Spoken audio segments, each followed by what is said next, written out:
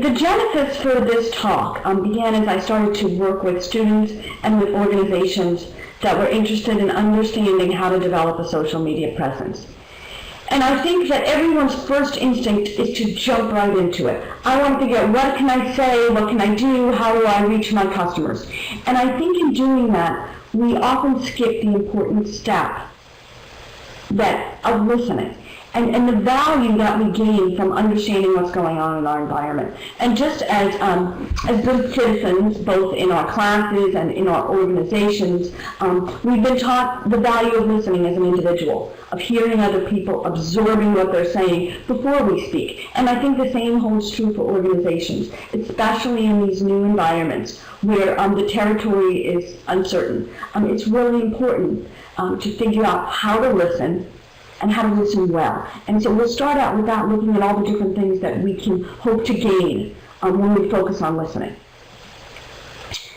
Before we start with that, let's talk a little bit about an overview of what are our critical success factors. As we start out as organizations in a social media environment, we need to understand what we need to have in our toolkit, what we need to be prepared for in order to be successful.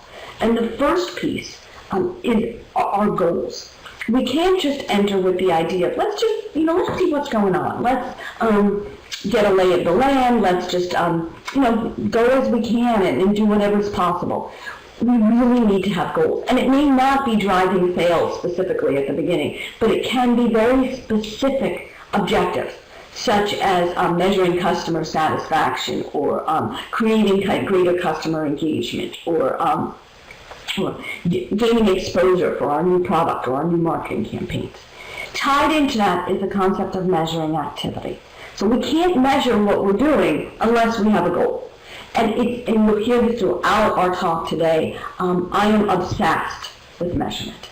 And I think anybody who's in marketing needs to be obsessed with measurement in our day. It's really important to think about how you can track what you're doing and the impact of your marketing activities. And it may not always be precise, and it may not always be exactly the type of measure you'd like to have, but some measurement is better than none. And we need to figure out what it is we want to measure before we begin.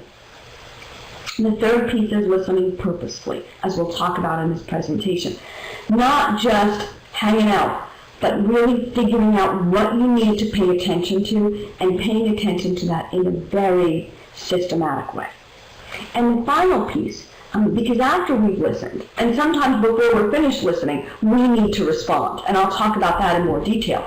But at the onset, it's important to think about responding in your brand's voice. If your brand were a person, what would it sound like? How would this brand talk? What tone of voice would it use? What colloquialisms would it use? And this is really important to think about, because for many of your consumers and your intermediaries and other stakeholders, that brand's voice in these social media platforms is the only brand voice they hear, so to speak. And so whatever you're doing to embody that brand must represent all of your brand elements. And so it's important to think about that before you get to the point where your response is needed. So let's talk a little bit about the stages of social media involvement. If you were to go online and Google right now the phrase stages of social media involvement, you'll find dozens of ideas on what the stages are. And some of them are 3, some are 5, some are 10. And it doesn't matter. You can really adopt whatever stage process you want. The really important points to think about when mapping out your process are that it's staged, and that's one step has to come before the next. And of course you can reiterate, you can go back, but you need to think about social media involvement from this stage process. And the major activities need to be embodied whether you choose to look at it as a 3, 5, or 7-step process. Here's a process that I've used, and it's not, I don't need to suggest that this is the one, but it's one way, and I think it'll suffice for our purposes today. But you will find other terms substituted for the ones that I use. The first idea is orienting, and much in the way we use the word orientation in other environments, it's the idea of figuring out what's going on. And for many people, becoming active in these social media environments is completely new. So before you start to do anything, you have to figure out what is going on. How do I maneuver in here? What can I do? How is it possible to connect with other people? What types of things do brands do in this environment? What are consumer expectations? What kinds of things are not looked upon highly? You have to understand what works, what the rules are, explicit and implicit, before you start to get involved in that environment. And remember, in every social media platform you choose, there's going to be different rules and regulations and different cultures. The second step is what I call immersing. And this is when you really get inside of it and live in it. Figure out, really understand what's going on in there. Who's involved? What do people do? How does this whole world work? So if you've never, if you've never had a Twitter account and never been involved in it, as an organization, go in and figure out what's going on there. Who should you be listening to? And we'll spend a lot of time on that concept a little bit later. But the idea is figuring out who are the important people to connect with in any environment, and how do you start to get yourself immersed in that culture. So it's the same type of thing if you were to go to another country, right? That's what you would do. Figure out, what do people here do? And what are the rules that I don't know about? And then how do I make myself part of this environment in a way that people will respect me, admire me, and bring me into their communities? The third stage is monitoring. So once you're immersed in this environment, you have to start to pay attention. And as we had talked about before, you need to know what to pay attention to. So one of the part of this monitoring process is figuring out, what should I be tracking, who should I be tracking, and what are the key measures. So we'll get into that in more detail later too. The fourth step is participating. So once you really know what's going on, now's the time to speak up. One second, I see a request that I cannot hear anything. I believe everybody else can hear. I cannot step out right now to help you with the audio, but you can try to email someone named Laura Lee, and she will be back in the presentation later.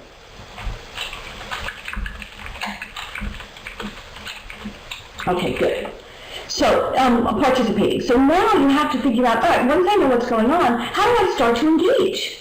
How do I start to create dialogues with people, with my interested stakeholders or collaborators? So that's the first thing, just getting people to start talking to you and having that dialogue. After this, we want to think about initiating. So the difference between participating and initiating is a key one. Participating means you're involved in the conversation. When someone asks a question, you answer. And whether it be asking for more information or guiding them to the right place, you answer. Initiating is when you start to raise topics for conversation. Here's an idea. I would like some feedback. Here's a new promotion. So this is the type of thing where you're now starting to steer the conversation. The next stage is organizing. And so what we think about is when we're initiating, we're in charge. When we're organizing, we're starting to build communities where we can delegate some of those responsibilities to other people. Okay, so we're starting to build our own communities of people, organizing people to respond and create their own conversations. And the final stage is enabling. Really what we want to do in social media is we want to enable our stakeholders to take charge themselves. We have to feel comfortable enough that we can let go of control and let other people take over this conversation. Now, we're not going to lead it, and we're going to manage it, but we want to make sure that we find our advocates, we find our brand advocates, and empower them to start these conversations. And so that's the ultimate. And when you look at companies that have done social media really well, we look at companies that really know how to empower their consumer advocates. Any questions on this before we move on?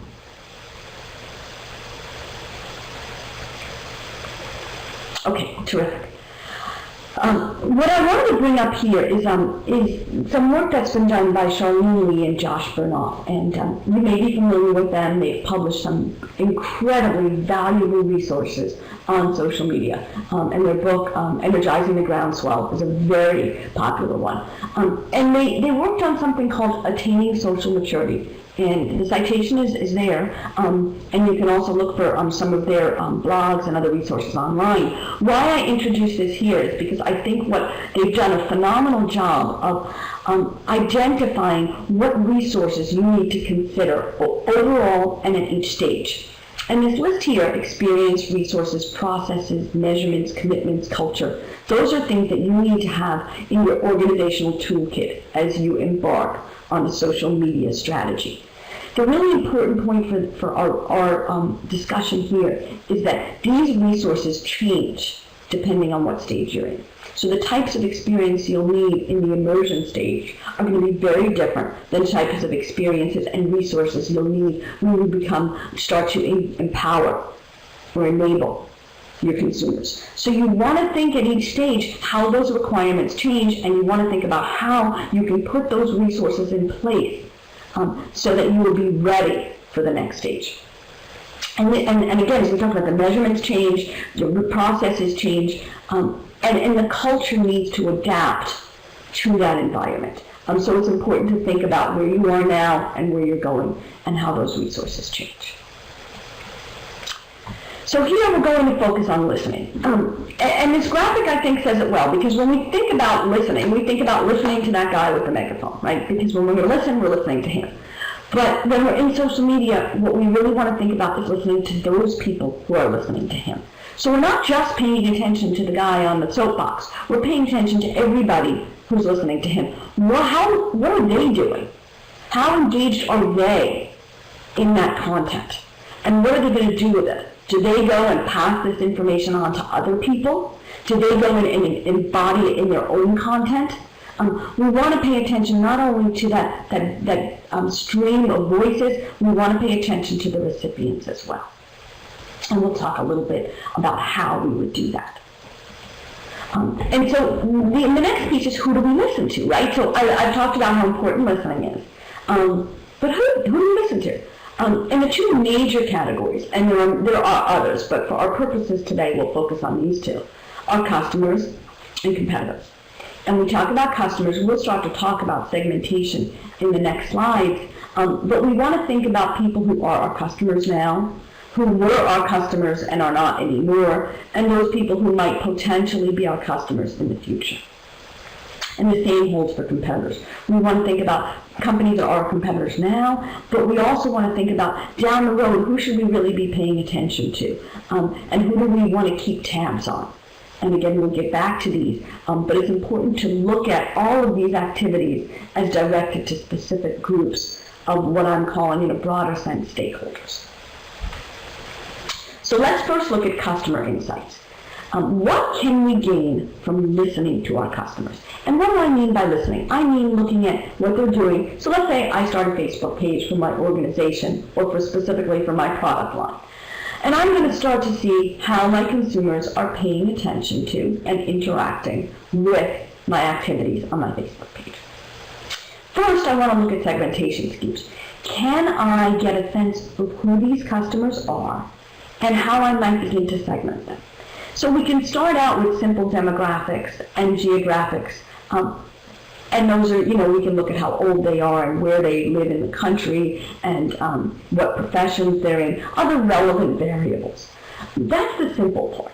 And some of that data may be readily available from Facebook that gives some very detailed information on consumer demographics. But really, the really interesting piece of this is looking at some of the other variables that we now have available to us. We want to look at behavioral data. Who are these people? Okay, are these people the ones with lots of friends, or are they people with very few friends? Are they people who sign on to Facebook and sign on to my page every day? Are they people who connect, and are they people who link their Twitter accounts and Facebook accounts? We want to understand who these people are and their behaviors. And in many social media platforms, we can get a lot of information on the other things that they're doing before, during, and after their interaction with us. We want to look at their loyalty status. Are these our most loyal consumers? And for many products, and I would say probably for most of them, the consumers that engage with us the most are the ones who are our best customers, so to speak, however you want to define best. But for some products, so we look at things like very high-end products, and I like to use sports cars are a great example. A lot of consumers love Ferraris. Now, if we looked at the people who are really actively engaging in Ferrari's Facebook page, they may not be the people who own Ferraris. They're the people who aspire to own Ferraris, so they're attitudinally loyal, but not necessarily behaviorally loyal. So we want to look at those two different types of measures, and we may find some disparity in the correlations between their activity and loyalty, depending on whether we're measuring behavioral or attitudinal. And some of that loyalty data is not going to be readily available. It might be something that you would have to conduct some further research on. And we'll talk about that in the next bullet point. But you may want to use these consumers to get some more information about who they are and how they interact with your product that can let you work further on these segmentation schemes. The final piece is community roles. And there's been a lot written on the types of people that participate in communities. And if we go back to Lee and Burnoff that we talked about before, they've also done a lot of work in that area. Just to give an overview of that, what we want to think about is what roles do those people play in our communities? So let's say I run a Facebook promotion and I have 1,000 followers. And, I run this promotion and I only get 50 people, 50 of the people who follow and like my Facebook page to participate in this promotion. Is that bad? And you may present it to some people in your organization and say, that's really not a great number. I mean, you have 1,000 people. You only 50 people submitted a photo. But actually, that's not bad. And research on communities has shown that only a certain percentage of people will actually contribute content. And if I did a poll in this room and I find out how many of you have entered a contest by submitting a photo or a video or a short story, I would guess the percentages would be quite low, although most of you are actively watching and often maybe sharing. But you may not be contributing content. That's okay. Communities don't need 100% contribution rate or even 50 to function. What they do need is people who fulfill all of the roles. So you need people who will contribute. You need people who will share, people who see this promotion or see this contest and share it with others. You need people who will critique, okay, who will comment on some other videos and photos and say, hey, this is a great idea, or I think you're off target here. You want to have those people. And then, of course, the bulk of the community is people who just watch, listen, like, and that's okay. So you need to understand who those, how those percentages break out for your specific product, and how that maps to the different types of consumers, the other segmentation schemes that you have developed. And as we'll talk about, you might also be able to do something like this with your competitors' customers. So we'll get back to that in a little bit later. Research opportunities. As I mentioned, you want to use your listening as an opportunity to figure out what are the ways in which I can learn more about my consumers. They have actually signed up and said, when they followed my Twitter account or they liked my Facebook page or my Pinterest board, they have said, I want to know more. Keep me informed. Well, this is an opportunity for you to connect with them by gathering more information. So figure out ways that you can turn this listening and turn what you're learning into opportunities to gather more information. What's really important to think about is that you are embarking on this network. And I like to make the analogy of a networking cocktail party. If you were to go to a cocktail party to build your work network, let's say you were looking for another job, okay? When you went to this cocktail party and you met people, you would want to exchange cards, okay? So you'd probably be handing out your business cards or bumping your phone and exchanging information. But you also want to collect information because you don't want to leave it up to everybody you've met to turn around and contact you, right? You want some control. You want to be able to reach out to them when you think the time would be appropriate. So you collect their information as well. It's the same thing online. As an organization, we can't let the opportunity pass for us to collect information. So every time you have a touch point, every time you interact with your consumer, you need to figure out a way to collect information from them. And sometimes you may have to give them things, promise them things, offer them some perks or some other benefits. But you want to make sure you're collecting information at every single touch point. And that will enable all sorts of additional opportunities for interaction, opportunities for research, opportunities for customer service. Moving on to the third bullet point, customer service. You want to use this listening as a chance to improve your customer service.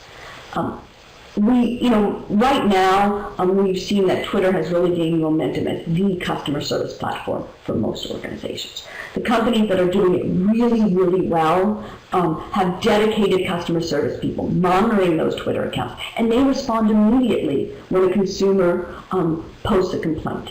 And not only do they respond, but they know how to direct the consumer to the right place to have their problem solved. So that's really an important piece of that puzzle, building that customer service response. The important point to consider is that, and I've heard some customer service managers and organizations say, I don't want my consumers to complain. I don't want to make it easy for them. And frankly, that's the wrong answer. You do. You want them to complain to you. Okay? Ideally, they would complain one-on-one. They would call you or email you and talk to you without anybody else listening. But if they, so the first thing you want to do is give them a channel to do that. But given the environment, most people will choose one that's more public. But you want to give them that opportunity, because if you don't, they're going to leave and you're going to lose them forever. And potentially even more dangerously, they're going to share it with many other people without you having the opportunity to respond.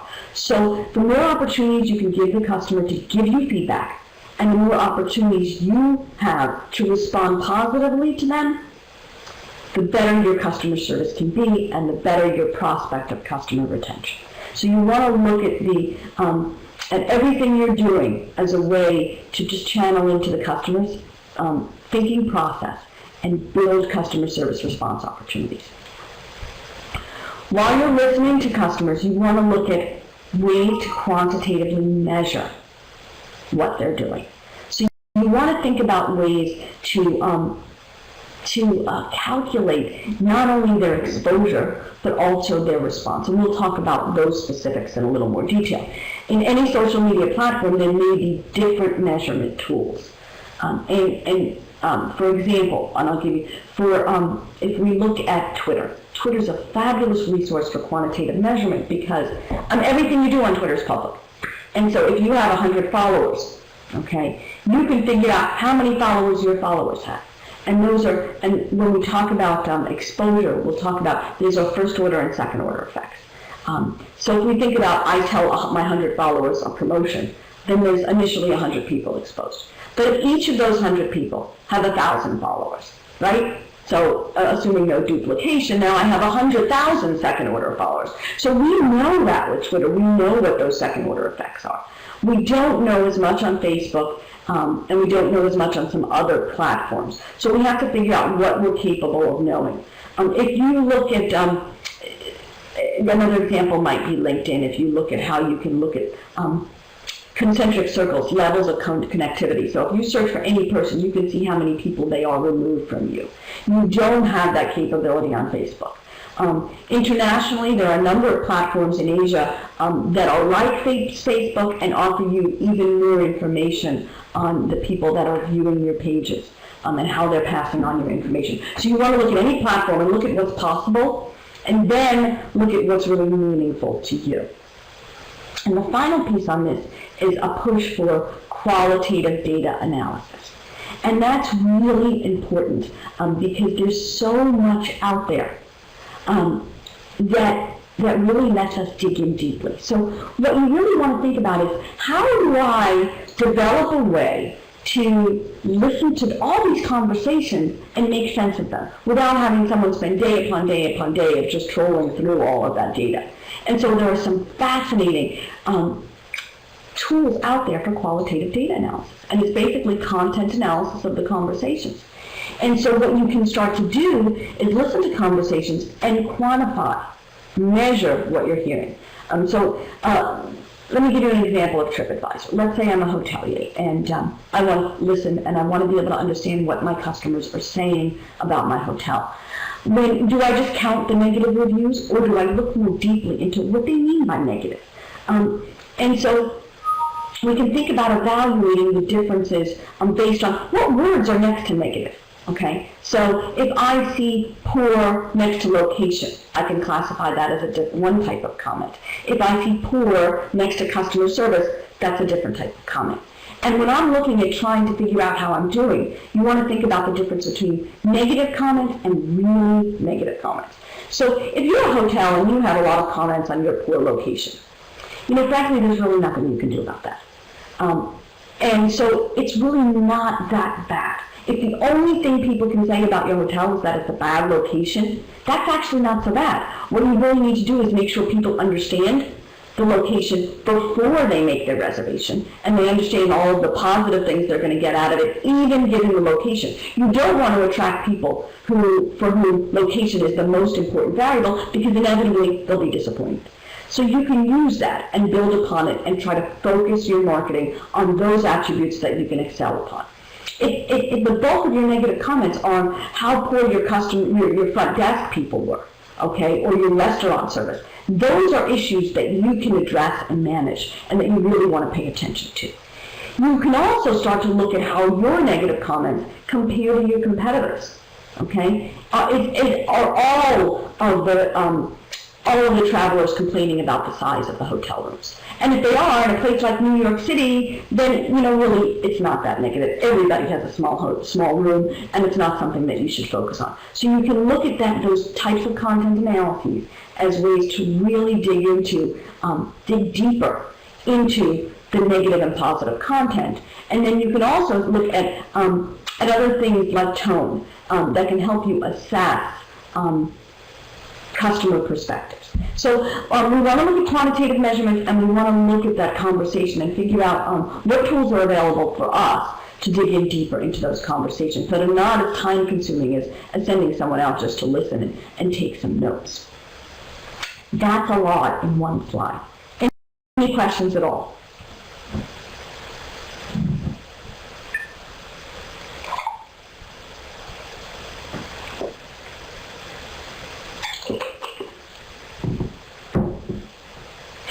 Yes. Good. Well, this is supposed to be just a little tidbit, right? So it is a lot to take in. But let's move on and see if we can dig deeper into some of those points. When we think about measurement, I encourage you to start to categorize your messages. And here's one way, not the only way, but one way to start to think about it. You want to think about exposure. How many people saw my message? And that is simply, we talked a little bit about first order and second order.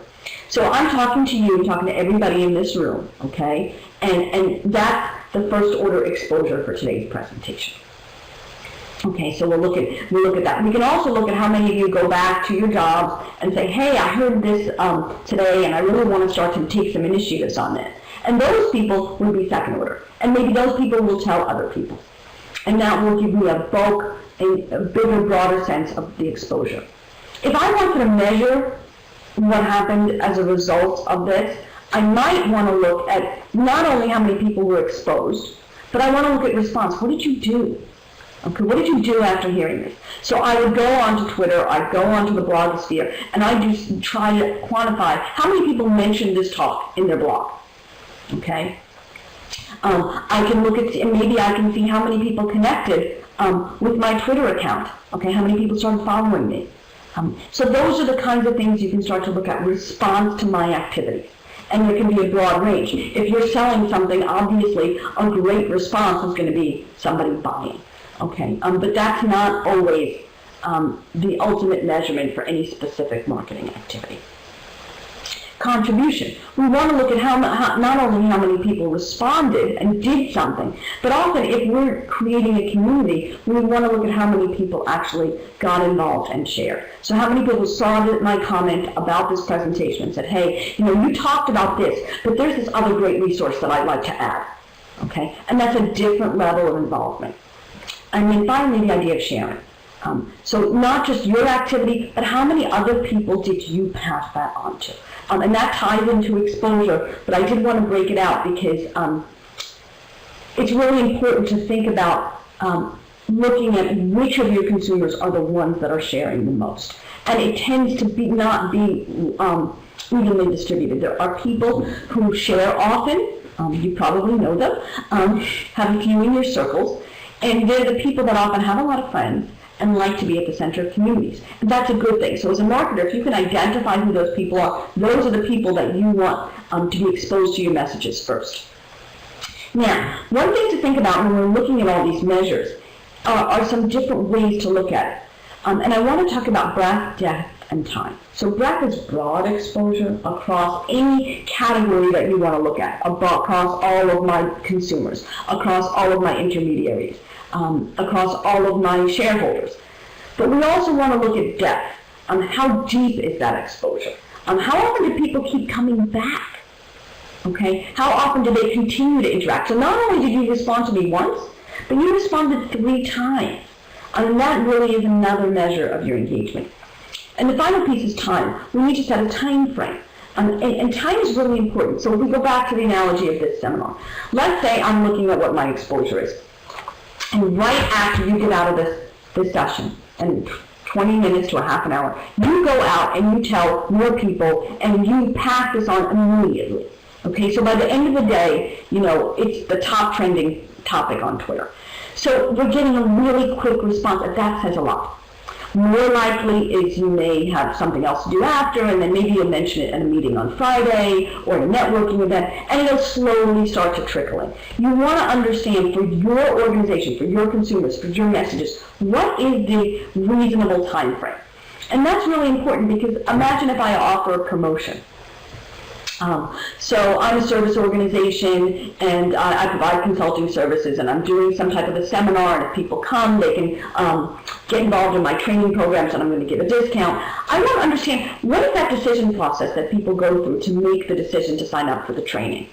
And how long can I expect a response? And why that's important is because when you go to evaluate your results, if after a week, if after a week we don't see any results, you want to know, is that an important indicator or not? So you need to understand what the time frame is for your organization. Yes, and we do want to be seeing social media as an adjunct to all. It's not a standalone. But we need to measure it in every way possible within that medium, because if we can't do that, we can't tie it into others. And so let's say we're running a promotion and we have a direct mail effort and a social media effort that go along with it. Obviously, we can't attribute all of our sales or all of our lead generation to social media, but we want to measure what's going on and then map it into our other activities offline. Does that answer your question, Jenny? So it's a part of it, but you have to measure it at each stage in order to be able to tie it together.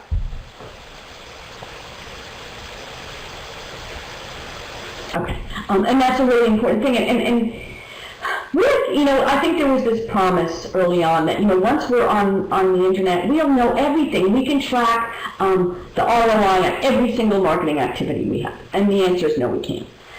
Because everything works in conjunction and there's noise. And so it's very hard to say this specific activity can be linked to this specific outcome. So causality is often very difficult to determine because there are so many moving pieces. However, if you can start to look at how all of those different components trended together and what changes we saw, we might be able to develop an ideal composite of activities that led to certain results. Okay. Now we can take a lot of the things we've been talking about and map that onto competitors as well. Okay, so what we want to try to do is look at what's going on in our competitive environment. And I put this photo in of swimmers because I think it symbolizes this idea of the stages of immersion. Like, you want to look at where your competitors are in those stages. Are they still in the orienting stage, or are they fully enabling and empowering their consumers? And we can learn different things from different competitors, depending on where we are in our own stage. We want to think about who our competitors are, and oftentimes it doesn't necessarily have to be our direct competitors. Okay, it can be people who are competing in the same world. So if I'm a restaurant in a certain state, I also want to pay attention to what restaurants are doing in other areas. I may not be directly competing with them for the bulk of my consumers, but I want to know what they're doing. who's really doing a great job of connecting with their customers, because those are the standards that consumers are going to hold up for me, and that is a benchmark I will need to use to figure out if I'm doing the best that I possibly can. We want to figure out who the thought leaders are and follow them. Okay? And so if you were to sign up for Twitter and you have never done this before, the first thing you need to do is figure out who to follow. And that's really easy, because you can go on and you can, for example, go to my Twitter account and you can look at who I'm following. So go to your competitors, go to their account, and see who they follow. And they're telling you, these are the people I think it's important to listen to. And that's who you should listen to. So the first thing about making your Twitter activities really productive is listening to the right people. Okay?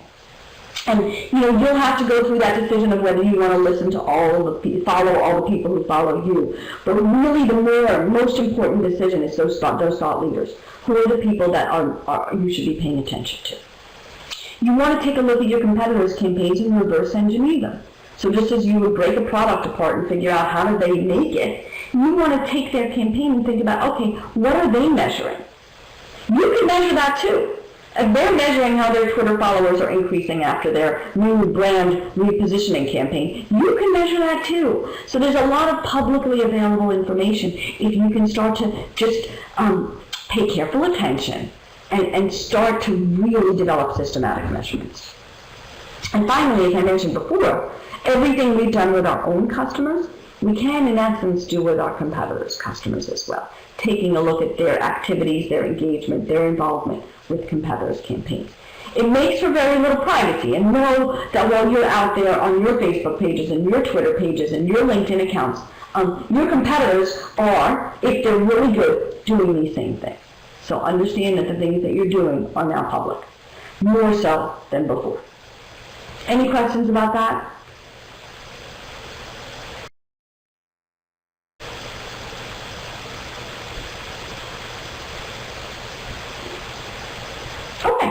Good. What I want to bring up is this idea of passive versus active listening.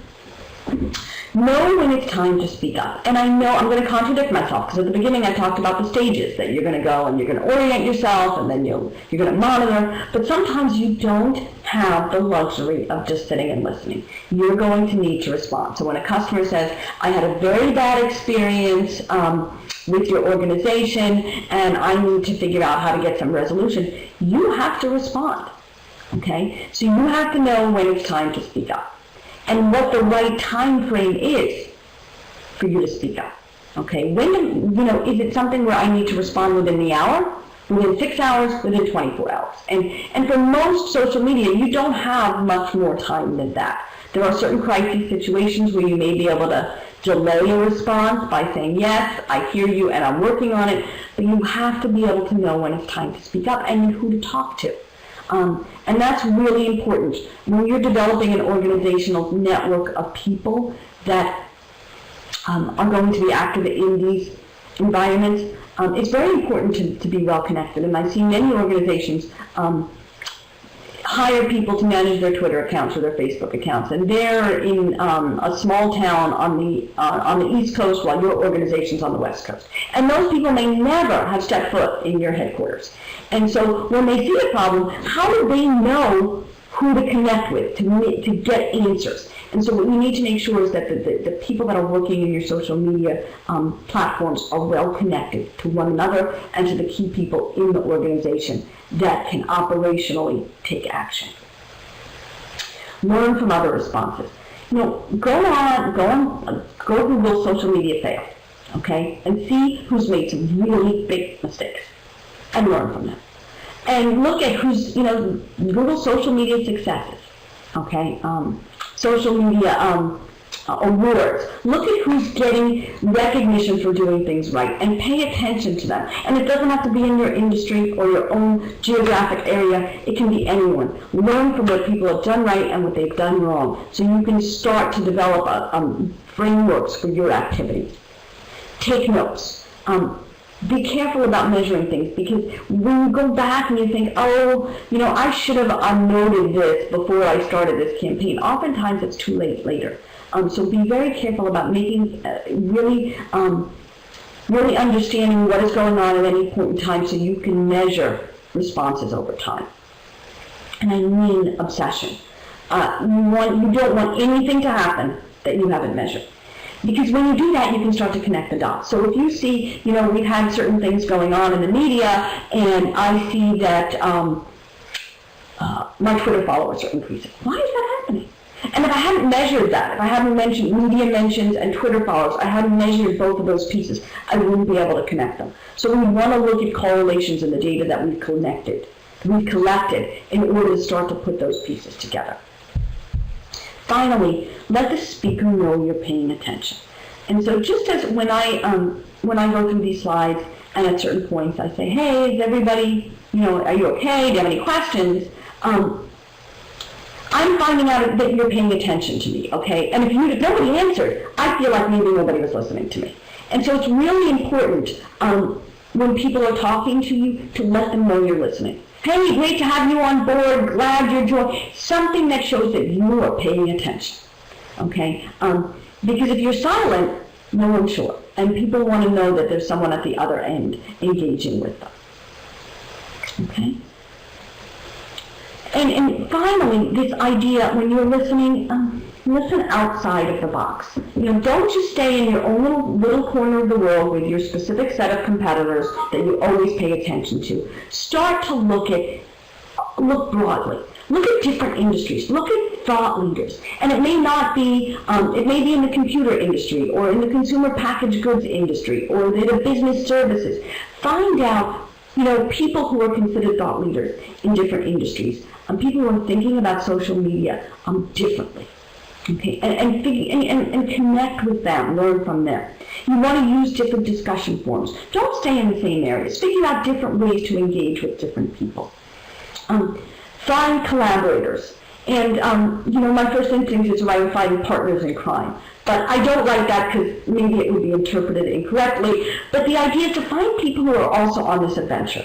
Find people who are willing to learn with you and share ideas. And it can be, it can be people, it could be your suppliers or your intermediaries or the press. Find people that you really can connect with that can help you as you go along. And focus on what's next. Don't get mired in the details of what happened, okay? Because if you're paying too much attention to what happened yesterday, you're not going to be able to see what's happening tomorrow. And in order to do that, your competitors and your customers, what are they thinking about? Because if you can stay ahead of that, okay, then you really can start to develop a proactive campaign rather than one that's always defensive. So keep looking at what's next. And if you're paying attention, as we talked about, to the right people, the thought leaders, the ones who are thinking outside the box, then you'll have your finger on the pulse of what's coming down the pipeline. That sums up what I wanted to talk about today, the ideas I wanted to raise with you. I would love to answer any questions that you have.